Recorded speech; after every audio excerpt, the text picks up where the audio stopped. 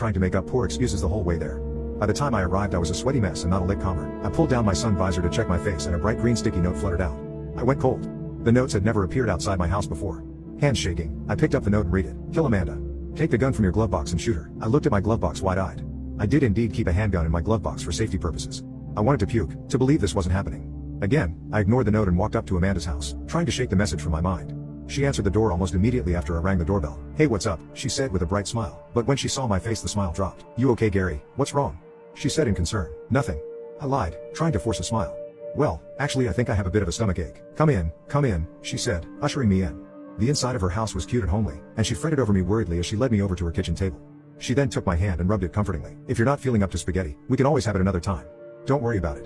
Do you want any antacids or something? I smiled. The way she was so concerned for me over a simple stomachache made me fall in love with her all over again. My heart panged with both love and guilt. The aroma of cooked spaghetti was also extremely strong, and even though she said it was fine I knew it would probably be a bummer for her to pack away all that spaghetti after just making it. I'm fine, sweetie.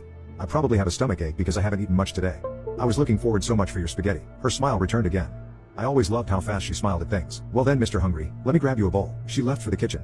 I reclined back inside, sticking my hands in my pockets. I felt a crinkle of paper. Shit. I pulled the paper out of my right pocket. Take your chair and bash her head in. I had a hard time controlling my breathing as I stuffed the note back in my right pocket. I also felt paper in my left pocket, and against my mind screaming for me not to, I pulled it out, realizing that it was actually two notes cranked together. Shakily, I unwrinkled the first note. Do not eat the spaghetti. Drugged. What's that, Gary? Asked Amanda behind me. I nearly jumped out of my skin. I stuffed the notes back in my left pocket. Oh, Jay, just some note from work I forgot was in my pocket is all, I said in a weird voice. She frowned, looked like she wanted to say something, but then thought better of it. Here, babe, she said gently, handing me a bowl of spaghetti. It looked heavenly. I wanted to puke. She sat next to me with her own bowl. She rested her head in her hands and looked at me excitedly, expectantly. I stared at her blankly. Well, take a bite, silly, she said, gesturing towards my bowl. I'm so sorry. I really need to use your bathroom. I jumped up and started looking for her bathroom.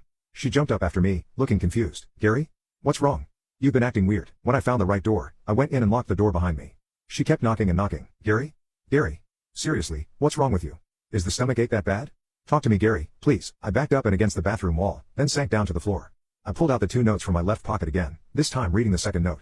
My heart sank. She is not Amanda.